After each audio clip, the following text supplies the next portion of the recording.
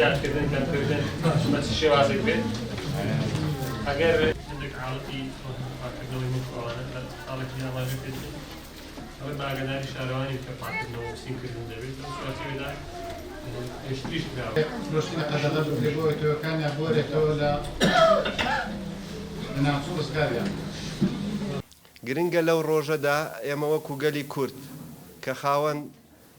مێژوویەکی دێرینین کە خاوەن ئەخلاق و نەریت و ڕەوشتێکی مرۆڤایەتین و بە هەزاران ساڵ پێش ئێستا سەرچاوەی ژیان و بژێوی ژیان لە ناوچەکەی ئێمە واتە لە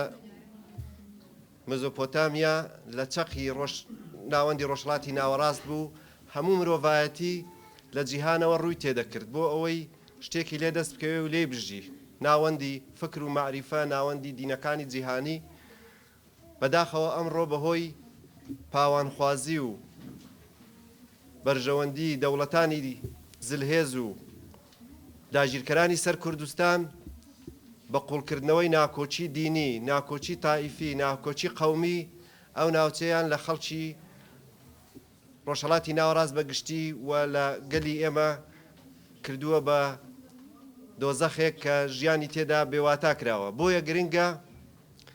لەم ناوچەی ئێمە و بەتایبەت لە باشووری کوردستان کە ئێستا لە چەندین قەیرانی سیاسی و ئابووری و ئەمنیدایە بتوانین بە یەکگرتووی خۆمان بە یەکێتی ڕیزەکانی خۆمان بەگەڕانەوە بۆ ڕاستینەی مێژووی گەلەکەمان کە هەر لە سەرەتاوە ئەو گەلە توانیویەتی خۆی بپارێزێ لە بەرامبەر شەڕەکان لە بەرامبەر کێشەکانی کە ڕوبەڕووی بۆتەوە. بۆیە ئێستا لە کاتێکدا دەبینین لە عێراقدا چ دۆخێک هەیە دۆخێکی بەهۆی ئەو دەسەڵاتە ستەمکار و ئەو دەسەڵاتە تاڵانکاریەی کە لە عێراق لەسەر بنەمای تائیفی و قەومی بنیان درابوو ڕوبەڕووی چ دۆخێک بۆتەوە و گەلانی عێراق ماوەی چەندین مانگە خۆپیشاندان دەکەن چەندین مانگە قوربانی گەورەیان داوە بۆ ئەوەی بە کەرامەتەوە بژین بۆ ئەوەی سنوورێک بۆ ئەو دەستدرێژی و ئەو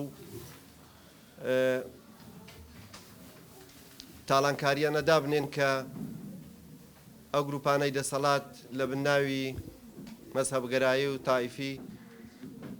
بەسەر گەلانی عێراقیاندا سەپاند. بێگومان بەستنی کۆنفرانسە قۆناغێکی وە هەستیاردا زۆر گرنگە و لەلایەک دەستکەوتەکانی گەلەکەمان و ڕۆژ بە ڕۆژ لە بڵندبووندا لەلایەک ترەوە هێرش و پەلامەرەکان بۆ سەر گەلەکەمان دەستکەوتەکەمان هەرچەندە زیاتر بەلای هەمووڕوون و ئاشکرا سیستەمی شارەوانی بنار دیموکراتیەکان لە نوێنەراتی گەل ڕاستەوخۆ جێگەی تێدا دەکرێت و بەڕێوەبردننی شارەوان لەلایەن گەلەوە بە شێوازی بەڕێوەبەراتی هاوسەرۆکاتی کە تەواوی شارەوانی بەڕێوەبەراتی هەرەوزی و دیموکراتی هاوسەنگی و ڕێگەزی تێدا بەرقەرارە. ئاشکرایە ئەو سیستەمە مۆدلی بەڕێوەبردنە بەرهەمە فکر و فەلسەفەی ڕێبەر ئاپۆی لە سای ئەم پێکدا گەورەترین دەستکەوتی نەتەوەی دیموکراتیمان بەدەستێنا و بەتایبەت وەکو ژنان بووینەتە خاوەنی زۆرترین دەستکەوت و هەر بۆی لەم کۆنفرانسەدا تاوای ئەو هەرشانە بۆ سەر لەسەر ڕێبەر ئاپۆ بەڕێوە دەچێت شەرمەزاری دەکەین و داوا لە تەواوی ژنان دەکەین لە دەوری ڕێبەر ئاپۆ ببنە پەرژینی پۆڵان و لەسەر پێ بن هەتا هەواڵی سەلامەتی ڕێبەرمان دەبیستین و لەو هەڵەدا دەبین هەتا شکاندنی هەموو گۆشەگیریەکانی ئازادی ڕێبەر ئاپۆ لە کۆتاییدا جارێکی تر پیرۆزبایی خۆمان دووپا دەکەین و هیوادارین ئەم کۆنفرانسە لە لووتکەدا بێتە وەڵام بۆ تەواوی داخوازەکان خەڵک لە بناری قەندیل و بێتە هەنگاوێکی گرنگ بۆ جێگیرکردنی سیستەمی شارەوانی دیموکراتی و ڕادیکال بتوانن بەم شێوە خاوەنداریەتی لێ تەواوی شەهیدان بکەین. ڕێبەر ئاپۆ بۆ چارەسەری ئەو شەڕ و پێکدادانێک کە لە ڕۆژهەڵاتی ناوەڕاست ڕوودەدەن سیستەمی کۆنفیدرالیزمی دیموکراتی پێشخستووە ئاشتی و ئازادی و ئارامی ئەنجام بە سیستەمەوە جێگیر دەبێت. گەلان لە ناو سیستەمدا دەتوانن ببنە خاوەن بڕیار و دەرفەتی پێکەوە ژیان پەیدا بکەن. خەڵکی ئێمە هەر چوارپاسەی کوردستان دەتوانن بەو سیستەمە خۆیان بگەێنە ئاشتی و ئازادی. ئیتر ئاشکرا بوو کە هۆکاری هەڵۆشانەوەی دەوڵەتان وەکو لیبیا، سووریا، عێراق و یەمەن و ئەفغانستان و ڕوودانی شەڕ و پەرتەوازەبوونی گەلان پەیوەستە بە هێزە هەژمونگەرەکان و سیستەمی دەوڵەت نەتەوە. بەڕێز عەبدوڵڵا ئەوجەلان بۆ چارەسەری مردن و کۆمەڵکوژی لە بری سیاسەتی دەوڵەتان سیستەمی یەکێتی گەلان و بڕیاری هێزی هاوبەش پێش دەخات. ئەو دەوڵەتانەی کە بەشداری شەڕ دەکەن لەبەر ئەوە نییە کە عاشقی خەڵکی ناوچەکە بن بۆ ئەوەی قەیران و ئاڵۆزی و سیستەمی دەوڵەتداری چارەسەر بکەن گەلانی ناوچەکە دەکەنە قوربانی و وەکو ڤایرۆسی کۆرۆنا تەداخلی بچووکترین گۆڕەپانی ژیانی گەران دەکەن لە کاتێکدا کە ڕۆژهەڵاتی ناوەڕاست دەگاتە بنبەست باشترین چارەسەری کەمۆری خۆی لە سەدەی 21 بدات سیستەمی کۆنفیدرالیزمی دیموکراتی ڕێبەر ئاخۆیە هەبنی ئەو تەزاوزە بکرێت لە عامودی لە ڕێگاوبانی لە جادا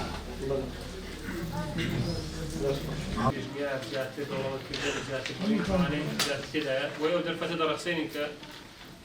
هەست شتێکە بێت لەسەر ئەو وارە طبعا علي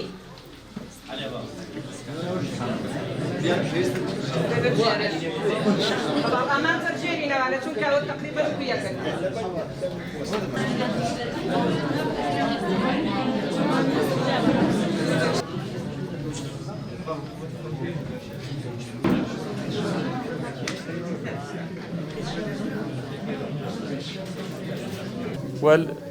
ئەو کۆنفرانسە پێشکەش دەکەین بە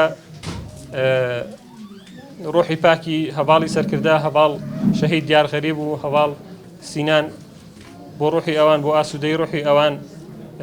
پێشکەشی دەکەین سپاسی متمانجارێکتر سپاسی متمانەی ئێوە دەکەین لە کەشێکی دیموکراتیدا ئەوڕۆ ئەو هەڵبژارنانە بە ئەنجام گەیاندن سەرکەوتنێکە بۆ گەلی بناری قەندیل ئەو سەرکەوتنە پیرۆز دەکەین لە تەواوی خەڵکی بناری قەندیل لە تەواوی ئەندامانی ئەنجومەنی بەشدار و زۆر سپاسی ئامادەبوونتان دەکەین هیوادارم بتوانین لە ئاز ئەو متمانەیە دابین کە ئێوەی بەڕێز پێمەتاندا و جارێکی تر سەرکەوتن بۆ هەموو لایەک دەخوازین زۆر سپاس